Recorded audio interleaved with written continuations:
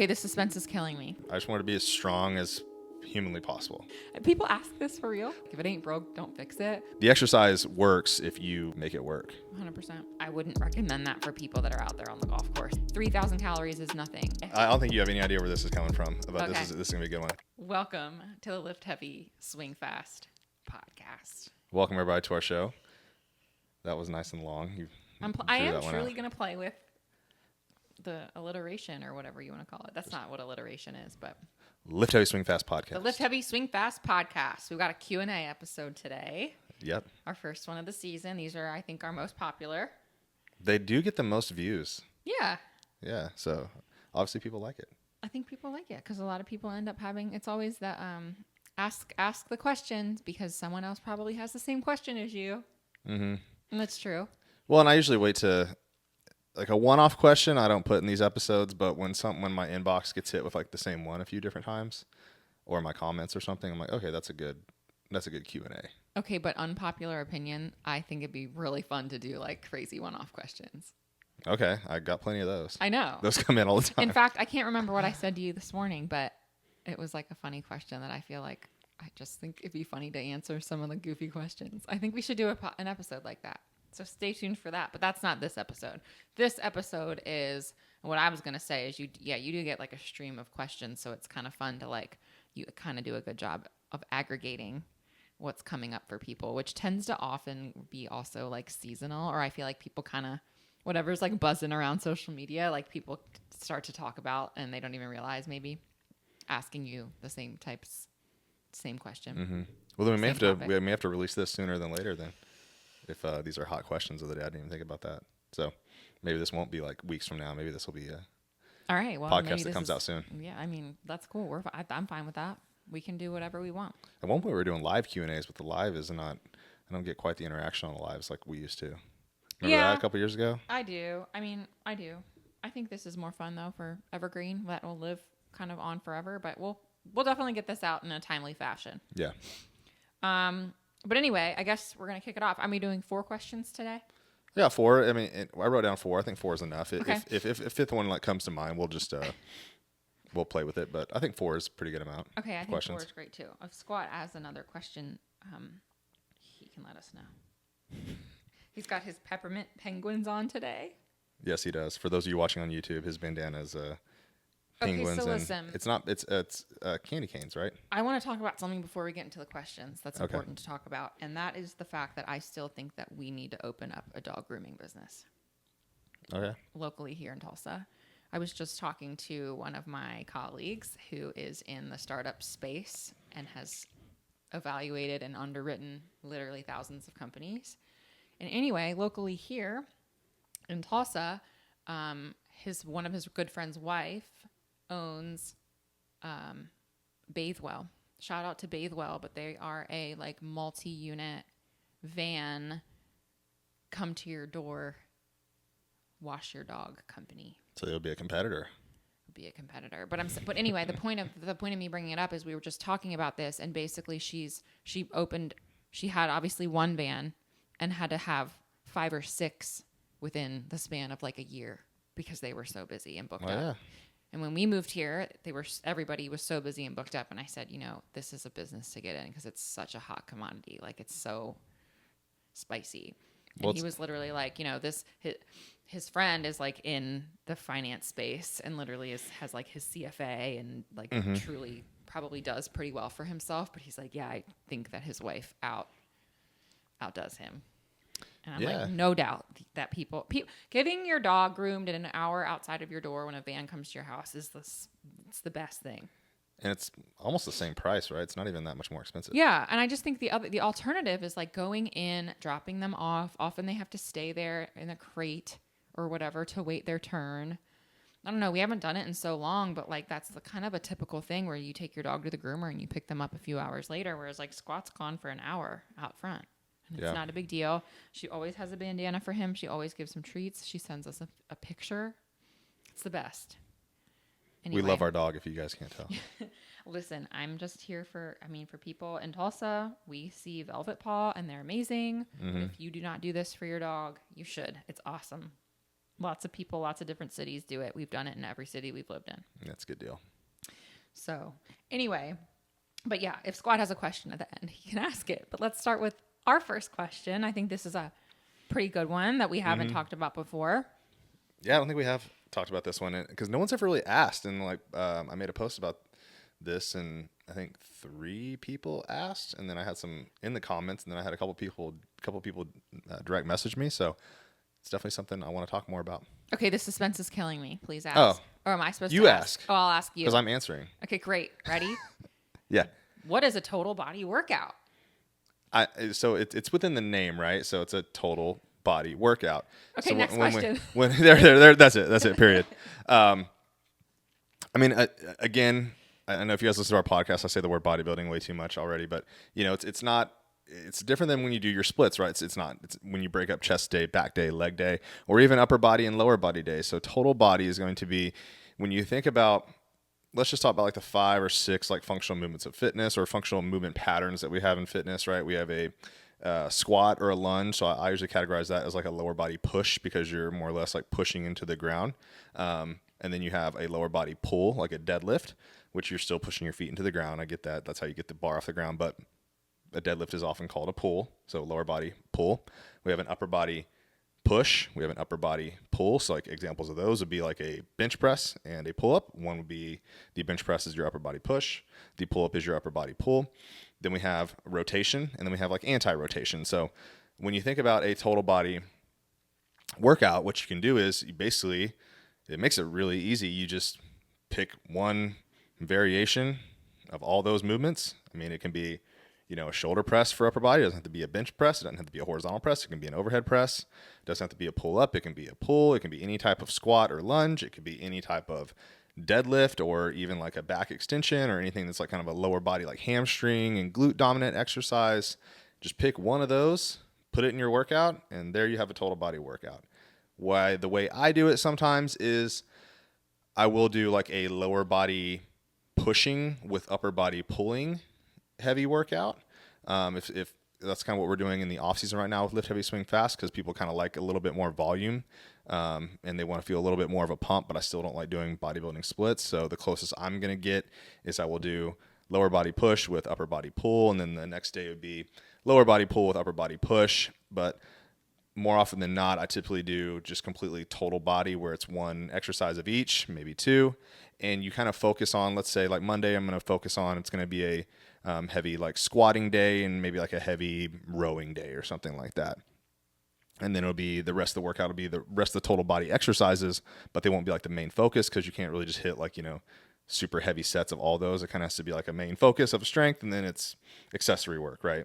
Or else you would just be smoked. You can't do a heavy one of every single one of those, like for a 5 rep max or something. And I don't really do 5 rep maxes, but for a heavy set of 5, for example. And then the next day on Wednesday would be, okay, let's do a lower body pull. Let's do like a deadlift, and we'll pair that with, I don't know, like a bench press. So that's kind of how you just put together a total body workout.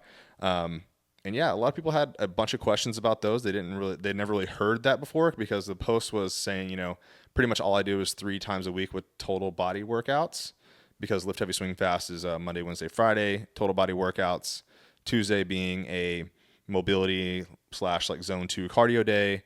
And then Saturday is a more like high intensity interval training day, which for a while we were doing like the Norwegian 4x4s, just using the assault bike. And then like over the summer, Erika and I were just kind of like going out and riding bicycles outside. So pretty much all I was doing was 3 total body workouts a week. Yep. Yeah. So basically, are people struggling with the fact that like, cause they're just so ingrained as the upper and lower body splits, and they just don't know that it's incorporating both? I don't even think, I still think someone should do a study on this, like how many people out there still just follow bodybuilder splits. So I don't even think upper and lower is really a thing that a ton of people do. Maybe some people do push-pull legs, but I would have to say like over 50% of the people out there are still doing Buys, tries, bodybuilding, chest day, back day, leg day. See, I don't even. I'm like, this is where you never did I'm it. just like, what is that? Yeah, I did that. That's what I did. I mean, I did that. That's pretty much all we knew how to do, right? Like that's what. But even when I've done bodybuilding workouts more recently, like things are going towards like upper lower versus like straight up. I mean, I can't believe people go to the gym. I'm not disagreeing that you obviously hear from people all the time. It's just really wild that people are going to the gym and just doing chest. Oh yeah, I mean, I don't think I What? think the program you used to follow was more.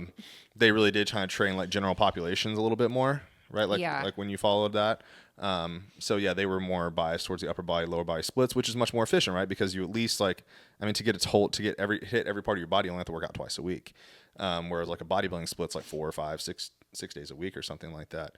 But yeah, when I was growing up, I mean, it was, when I was 14 years old, started lifting weights, it was grab the Muscle and Fitness magazine, tear out the pages of Jay Cutler's grow your biceps by 2 inches in one day workouts, and I've done those before. So I mean, it's just all arms. And so is that coming from the space too of just like always training to failure? And that, I mean, because again, having done some bodybuilding workouts, like my arms get tired so quickly, and that's just not even doing isolated, one muscle group. It's just upper body in general. I'm like smoked after like 30 minutes, after doing just a couple sets. I'm already fatigued. So like, is that where people are chasing the most? Is just to burn it out, burn it out, burn it out?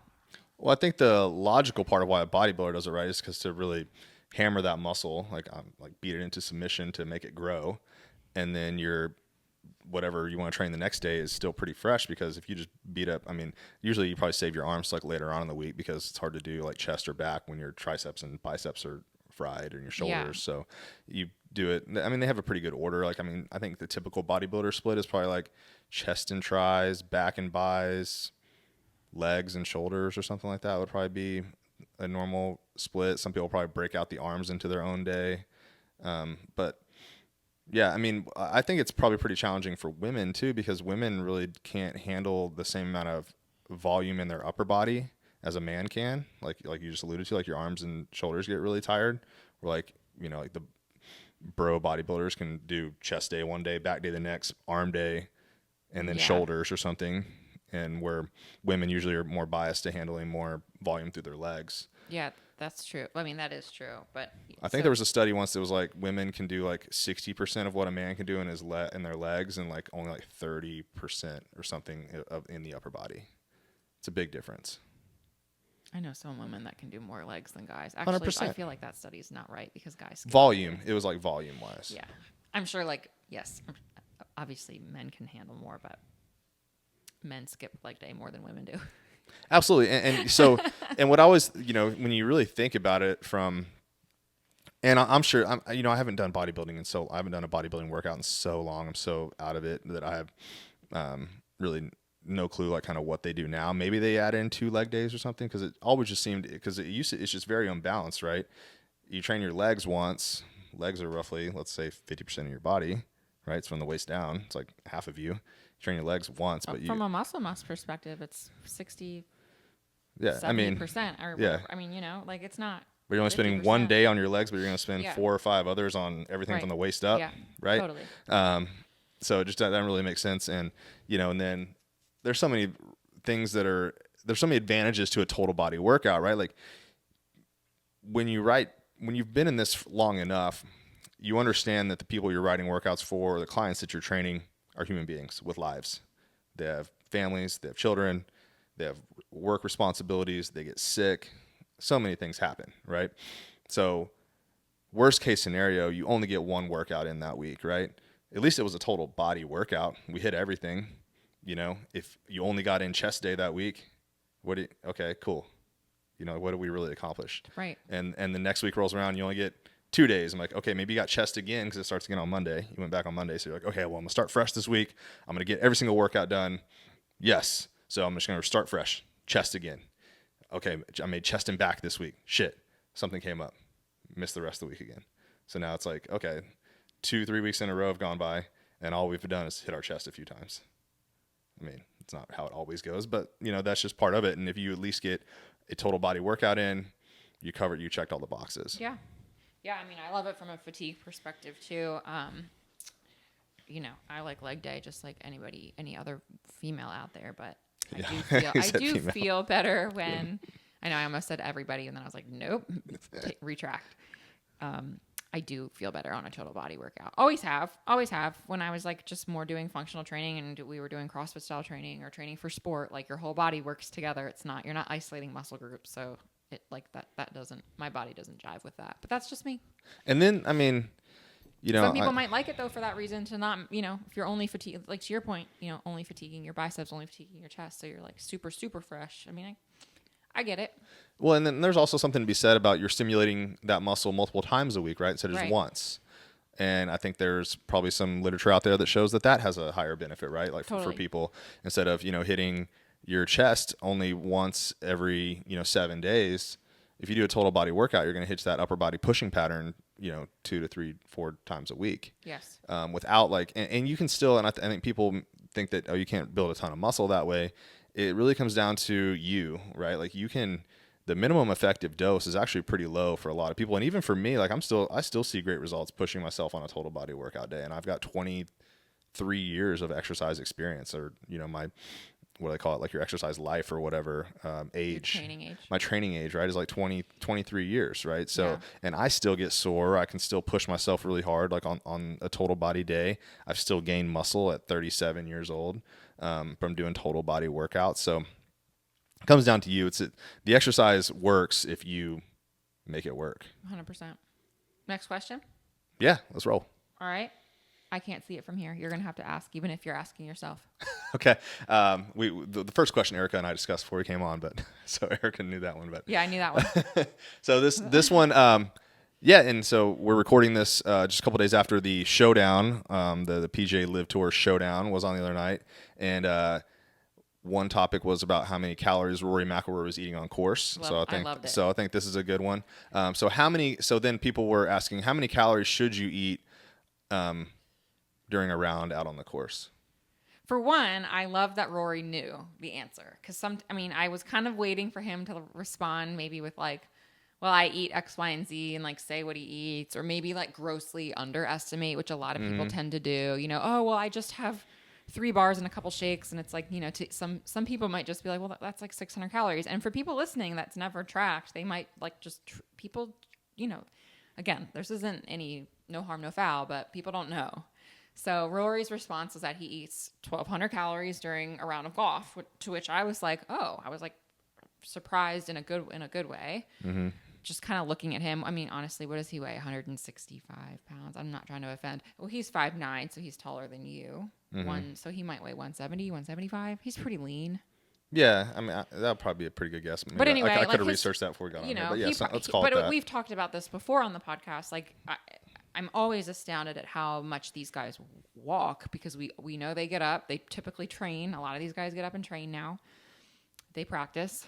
They practice shots. They practice holes. They're walking around when they're practicing. They're walking around the giant country clubs that they're at. Like, just in general, just getting probably 30, 40,000 steps a day, I would imagine, like on a regular basis. Yeah, I don't think people realize, the added distance that they have to walk, because they play courses that are so much longer than the average person. Yes. Like go to your country club, like even at ours, like I've skipped the back tees when I'm playing them. I'm like, I don't want to walk all the way back there. Because like, it takes another like 5 minutes or yeah, whatever. I'm just going to play this hole. I mean, I'm just going to play this tee. These guys are getting 10, 15 miles plus of walking in a day. So, 1,200 calories to somebody that might be like, whoa, that sounds like a lot. But I'm like, well, yeah, man, he's an athlete. He's lean. He's got good lean mass. Like, that's a decent amount of calories. I was a little disappointed in his bars and proteins situation. But again, it's like obviously working for Rory. So it's like you look at some of these guys that are professionals. It's like, if it ain't broke, don't fix it. Mm-hmm. For them, it's just probably about getting in the energy.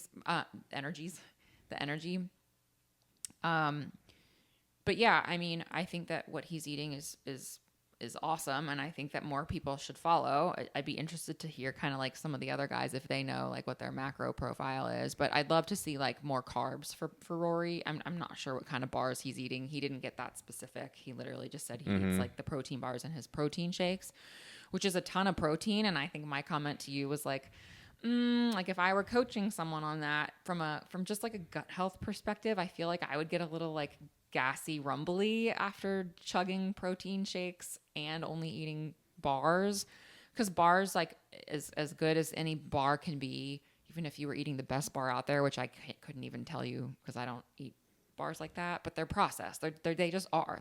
The best thing about bars is that they're convenient. So I think, again, for these guys that are traveling, they're taking planes places, like it's just probably easy for him to throw his protein powders and his bars no matter where he is. He doesn't have to worry about like refrigerating them, like all the things. But like I'm like, that's probably just like a lot of protein, and it's processed protein.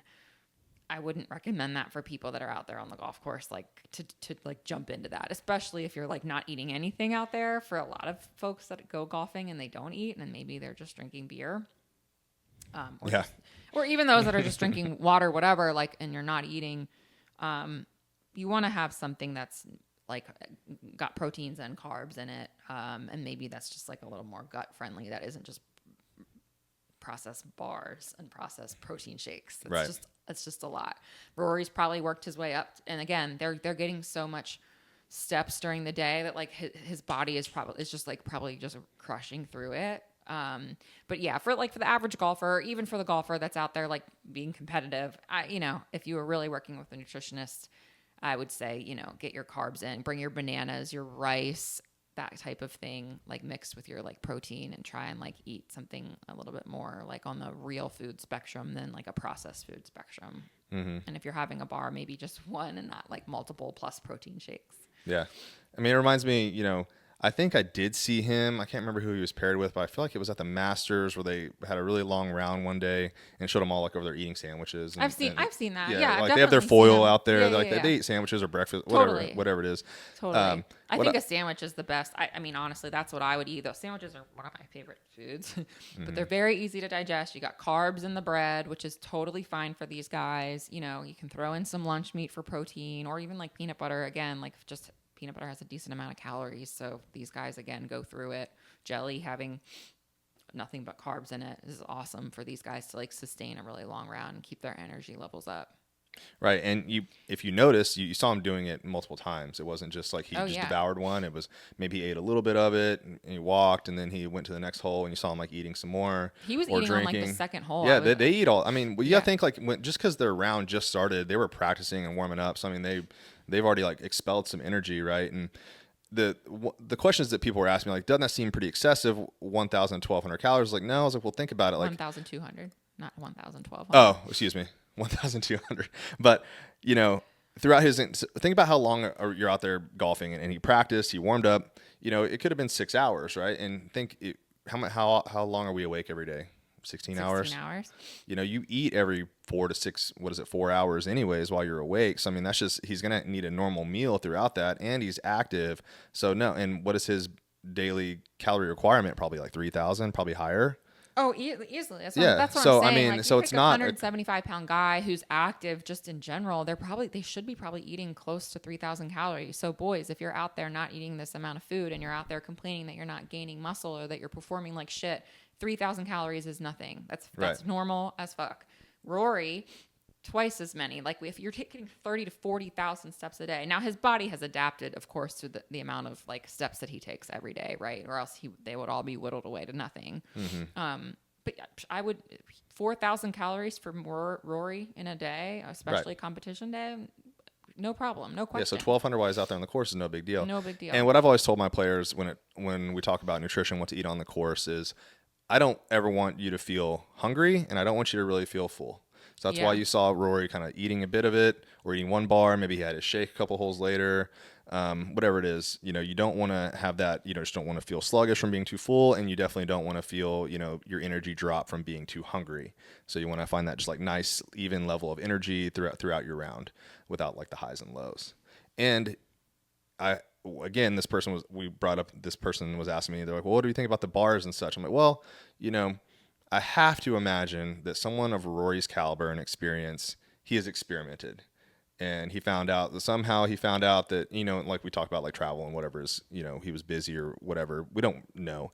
But I have to assume that he's like tried a few bars. He likes the convenience of the bars. He found some that work for him. He found the protein powder that works for him. And that's what he does. And who knows, they were playing the round like later in the evening. They were in Vegas. Maybe he was going to go out and have like a big dinner. So he just wanted a couple of snacks or something. Like they weren't playing multiple days in a row, just this one event.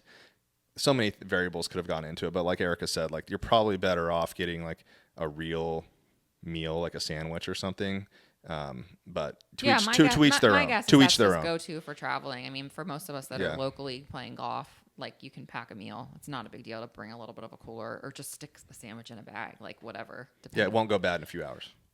Totally be won't. fine. But yeah, I doubt Rory's having stomach cramps when he's playing. Like he's figured it out. Just like we would practice nutrition in a long distance run. You know, you literally practice your nutrition. No doubt to your point that his body has adapted to like whatever. And that's why I just think that they're so active that it probably doesn't matter. It's sort of like when, like college football players they just eat, like, as long as they got calories in them, like it doesn't matter that it's pizza and hot dogs. Right. I'm not telling these people to, but I mean, they're just so active that it truly, like, it doesn't matter to a degree, so long as they're giving themselves like the sustenance and the energy. Mm-hmm. So. And then creatine was another thing they talked about, but I think we'll kind of maybe save that for a different time. Talk about supplements and things. Yeah. But I mean, he was taking like 20 grams of creatine.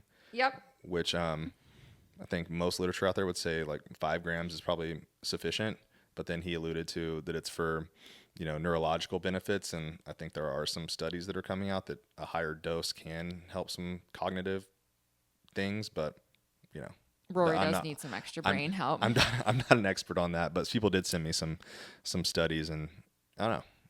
I think 5 is probably pretty good for a lot of people. Again, yeah, these guys are, I think, a hell of a lot more active than the average person. Yeah, a lot of things over 5. I don't know. I've seen like bigger guys definitely get away with 10, but again, like Rory's not a bigger guy, so yeah. I mean, I think at most he's just gonna pee it out. Yeah, I mean, it's not a very expensive supplement at all. Yeah. So whatever, to each their own. Yeah, but yeah, some people sent me some studies of like people taking higher doses, like up to 30 grams, and sleep deprived people, and somehow they improve their cognitive function. Again, creatine can also mess with your gut, even at lower doses. So this is not a recommendation to jump to 30 grams. No. You should always ease into it. But Rory obviously just has a gut of steel because he's crushing 20 grams of creatine, 100 grams of protein in an hour, whatever he's doing. Like he's doing the most. It's that Northern Irish blood. True, like literally. Yeah, wasn't he like he's not wearing a coat and it's like 20 degrees out in the desert? Like Rory's a different breed. I grew up on what do they eat over there, like bangers and mash or something. Who knows? But again, it's working for him.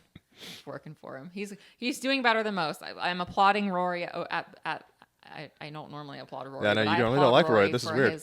For his calorie intake, I appreciate his nutrition. Good for you, Rory. Don't forget your carbs. Yep. I mean, I think he is like 35, 36 now. I could be wrong, but I think he's younger than me, but he's he's not the young spring chicken as he used to be. So he's got to pay attention. He's paying attention, I think. He is paying attention. All right. Next up, how strong is strong enough for golf? Maybe for life too, but. Oh, I kind of like this question. What's the answer to this question? Well, it's a complicated one. I know. People ask this for real? Well, I don't. So you can't put a number on it. You can't say, hey, 38-year-old Cody that weighs 180 pounds, you need to be able to do 3 times your body weight in deadlifts, 2 times in squats, and 1. There are those recommendations do exist. They are, but for golf. Right. Right. Like I don't know. Those are just kind of I think they're just out there. I don't know what they really. I know. I don't know. Because I mean, I feel like with this, like this is where comparison is the thief of joy, and we all get into our heads about this. I question myself lately because I'm just like, I'm obviously not the strongest that I've ever been, but at the end of the day, like I'm still pretty fucking strong. But it's so easy to just be like, it's not enough. It's not enough. And I think people that are in the gym working out, like we're all hard on ourselves. Like that's just kind of like. That just is how we are. Mm-hmm. But I think that's important. I'm not going to speak to golf, but I'll speak to life. Is that I think we should always be working to, as cliche as it is, I think we should always be working to be improving something every day. And it might not be to be the strongest because we're not always going to be peak everything all the time, but like different seasons of different parts of our life, whether we're at a stressful job or we're working with a couple new young kids or whatever is going on, you got to always kind of be working and focusing on something. And when it comes to like being in the gym, sometimes it is just showing up and sometimes it's remedying pain that you've been feeling or remedying an injury, and maybe you're taking your volume way, way, way down, but like you're there to just improve yourself and get better. I just think I do think the longer that you're in this and doing this, that's what keeps bringing you back. It's like the thing that keeps me consistent is that I'm showing up here every day or 3 times a week or whatever that it is that I can commit to. So I can feel a little bit better or maintain where I'm at. Like, I just think that's truly like, that's okay. And that's kind of where most of us should aim to be. Mm-hmm. I agree. I mean, there was a time in my life where, and we both kind of did the same, where I just wanted to be as strong as humanly possible. Like, I wanted to deadlift 500 something pounds. I wanted to, back squat 400 something. Those were just some numbers that I wanted to hit just for no particular reason, just because I wanted to be super strong. I think, TPI does their little strength assessment. Like, I think it's the TPI level 2 assessment, and it's being able to split squat 50% of your body weight, holding 2 dumbbells in your hand. So if you weighed 200 pounds, you would hold 2 50-pound dumbbells and do like 8 split squats on each leg. Then you would go over to the cable machine, and it was like a 30% body weight row with the cable. So like you would, again, 200 pounds. I don't really know the math on that. It would be 60 pounds on the cable row, and then it would be 25 pounds for a cable push. So it'd be like 50 pounds. But I think you'll find out if you go do that every cable machine is made differently. Yes. And sometimes 50 pounds feels way heavier on one machine than it does to the one next to it, just depending on how many pulleys and cables and whatnot that there are. I learned this very recently when I was like, when we were kind of more consistent about using, like, cause I was doing the bodybuilding stuff. So I was doing different cable variations, and I'm like, none of this fucking matters. Yeah. Like, which actually Wait, is I great. did 70, but yeah. And it's just like, actually, like, that's great. Now that doesn't even matter anymore. Like, cause it just doesn't. So I'm just going to feel what feels hard. Yeah. And when I've had people do those, when I used to train a lot of people in person, I'd have them do the assessment, and then we'd assess it like, even like a week later, they're already tremendously better, just because there's always like a learning curve to like learning how to do these exercises. Everyone knows, like, you do something week 1, you come back week 2, you can be substantially stronger just because you learned how to do it better. So like, yeah, if you've never done a split squat, if you've only done like a bilateral squat or whatever it is, back squat, that might feel pretty damn hard. But then like you do it a couple times, it's like, okay, cool. I wasn't actually weak. I just was weak at doing that exercise. I don't know how to do it. But it's like, yeah. To answer the question, like, how strong is strong enough for golf? I mean, you don't want to be weak, that's for sure. I don't know how to measure that either. But I think you want to be strong enough to where it aids in you actually playing better, or, aiding in your mobility or aiding in your speed. Like, you don't want to start training strength so much that it's becoming too much of your focus, and you're taken away from not being able to train like adequate speed and mobility and some accessory work and things like that, like for golf. Unless you're a power lifter where your goal is to be as strong as possible, you want to be strong enough, but then you don't want it to just like take up all your time. You still want to be able to focus on other things too. Yeah, I think this is kind of like we just talked about on a recent episode, but this might be an unpopular opinion, and I'd love your hot take on it, but I feel like with what I see out on the golf course, for the folks that could use just anything, like, it's not so much how strong you are in the gym at particular lifts. It's almost the fact that like the body awareness that the gym creates and working out is what people need. Mm-hmm. And like, I'm probably way oversimplifying, but like, if you can just tell right away, like, again, I've been crushed by plenty of guys that are much older than me that move terribly on the golf course, and it's so frustrating. And then they like shoot 75 or whatever, and it's like, what the literal fuck is going on? But like, you go and you look at them and you're like, whoa, they have no idea where like their lower body is in space. Mm-hmm. Like, they just don't know that it exists. And so I just think about those people that are out there that could just, so much could be gained from them just learning to find their body in the gym. And then again, that leads to better mobility, body awareness, turning on like the powerhouse of the hips. Like it's just kind of like, it's kind of couched to 5K-ish of like these people that just don't have a clue. Anything is better than what they're currently doing. And I know that's not like the vast majority necessarily of our audience either, but the point being, like, even for those that are out there doing bodybuilding workouts, it's like, start to really hone in on compound lifts and full body movements. So you're just creating that awareness and that like synchronicity of the body working together as one unit and one machine, because that really is what the golf swing is. It's like there's so many fucking things happening at once and your whole body is involved at all fucking times, from your toes all the way up. Yep. What was the phrase you say about the bodybuilders and like making lightweight feel heavy or something like that? Yeah, what it was with Dr. Jeff, and I think that he also was like, oh, I like that. But it's like the goal should be, bodybuilders' goal is to make the lightest weight feel as heavy as possible. Right. Versus a power lifter is trying to just push as much possible weight as they possibly can. Right. And I think a lot of people think that a bodybuilding workout, just because bodybuilders are big, that their goal is that they're strong, and that their goal is to be strong. They are strong. They are strong. They are super strong, but they're only strong as a necessity of progressive overload to get their muscles to adapt and grow bigger. Their true goal, like if you told a bodybuilder, hey, do you care more about having 27-inch arms or maxing out how much you can dumbbell curl? They're like, oh, I just want the big arms. Yes. Like a bodybuilder would literally. They love like the 15-pound dumbbells. Yeah. Like If they could just lift the 15-pound dumbbells every day and get the pump and all, and their arms would grow, they wouldn't. They don't care. They're not trying to get strong. It's just kind of like a byproduct of what they do. Yes. But yeah, so that's always interesting to people. I'm like, your bodybuilding workout is not a strength and conditioning program. It's to get big. It's to get big. Which is the goal of a bodybuilder. That's why they do it. Nothing wrong with it, if that's your goal. But yeah, I mean, I think it's just the same with, life and sport. You should just try to be getting better for the folks that are out there that are lacking the power that they want, or the speed that they want, or the mobility that they want. Get into the gym. Those should be each of those things. If that speaks to you, that should be your goal. Yeah.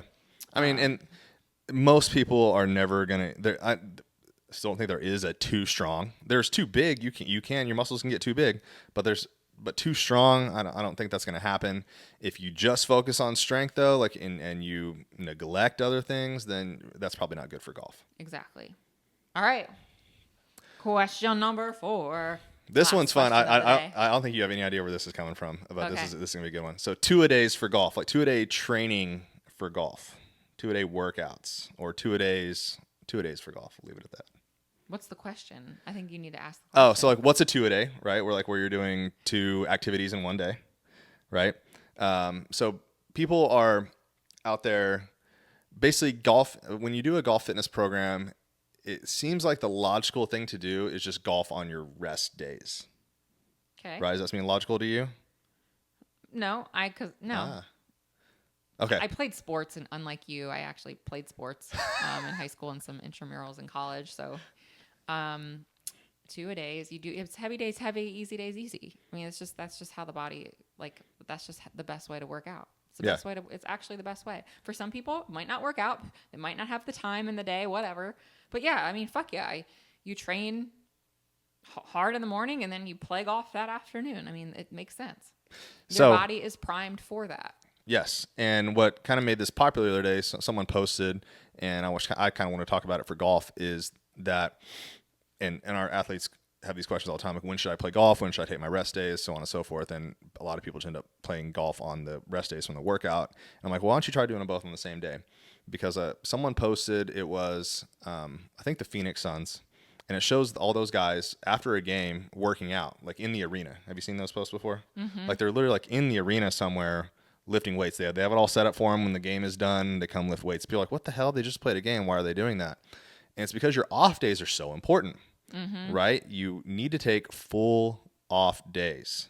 So if you can work out and play golf on the same day in whatever order works best for you, doesn't really matter that much. I mean, I would probably choose to work out before I played golf, but to each their own. You can experiment. This is where experimenting. They play basketball like late at night. They work out at 10:30. Yeah, they work out after, because then the next day is probably going to be an off day for them. Totally, like no game, no practice. I mean, I think if you're a professional athlete, you probably still have to go to like your training center and like watch film or do a walkthrough or something like that. To work, but they have to work, but like they're taking off. They're not gonna do a hard practice. They're not going to lift weights. They did it both on the same day because they really value that off day to recover. And I think awesome. I think golfers can really learn a lot from that because, how often do you see that they have the tour vans on the golf course. They work, and that's not just for them to do body work. They do full workouts in there. They have squat racks. Like those players do their full workouts on the same day they're playing golf. And then when their round is over, or when their event is over, maybe they didn't make the cut, or maybe they played all weekend, they may work out again, and then they're going to take off like one of those. They're going to have a day off coming up where they fully recover. Yeah. And I think a lot of people can learn from that, because if you just do this never-ending cycle of, work out 3 or 4 days a week, and then you play golf 2 or 3 days a week on your off days, you're literally doing something every single day. And to people that don't play golf, like, oh, it's no big deal, like you just play golf. No, golf is taxing, especially if you walk, especially if you and maybe even more so if you just go practice. Like, everyone knows that's either played around a golf, and if you've gone and just hit balls or done a TrackMan for a couple hours, you hit way more full shots during a practice session. Or especially if you go to a TrackMan, people bang the hell, like, rapid fire on those things. I'm guilty of that myself. That wears you out. That's a workout. And if you're doing that on your off days, and then you go back the next day and work out, you're just in this never-ending cycle of never fully recovering, what they call it, super compensating, right? Where you come back better, then you're never really going to allow yourself to just get better, because you're just going to be constantly like in the state of slightly fatigued. And if you've been doing that for a long time, you don't even notice that you're doing this. And we've talked about this before. Yeah, we just did. That's why I think it's a good way to wrap up, and another good way to introduce the topic. We've said this before, some of the same things will come up on this podcast over and over again in like different ways. But I mean, the magic is happening on your rest and recovery days. Like, that is when your body gets to adapt. I love like double days. I used to train like that and feel like actually made me feel really good. And I felt like my adaptations were the best when I was training that way. But also, you're in a headspace, like mentally, like especially after competing. I mean, that you're kind of like all like geared up, the adrenaline's rushing, like capitalize on that. And then you can have a kick-ass workout as a result of that. And therefore your recovery will be even better because you've been able to like go that much harder. Right. Your body is primed. It's warmed up. It's ready to go. Right. Yeah. 100% all in on that. You thought that I was going to be surprised. I guess I knew you probably didn't see that one coming. And then, I probably didn't put it in a way that was an actual question. Just because I put a question mark at the end of it makes it a question when I write it on the board. But I guess for future you Q&A have to ask episodes, let's make sure we're doing questions. Instead of just, I know that's hard for you. I could just hold up a sign that says, "Oh, people listening on Spotify won't see it," but like just hold up 2-a-days for golf ? What's the question? I still don't really know what. There wasn't really ever a question, but that's okay. We'll move on. We call it something like, "Should I train and play golf on the same day, or should I golf on my rest day?" That was the question essentially. Yeah, if you can do both, do both. Again, it becomes like, as adults that have lives and jobs, like it just does become like, how many hours do you have in that day? But it ain't gonna kill you. It'll work. I'm here for it. Yep. Eat your calories like Rory. I mean, yeah. On days like that too. Yep. And maybe and maybe look into how much creatine you should take. Well, Squad didn't have any extra questions, so I guess we'll wrap it up. He's still asleep. Yeah, he's gotten. Had a busy day today. So, with that, thanks for tuning in, guys. We will be back at you with another episode next week. Dork. Thanks, guys. Bye.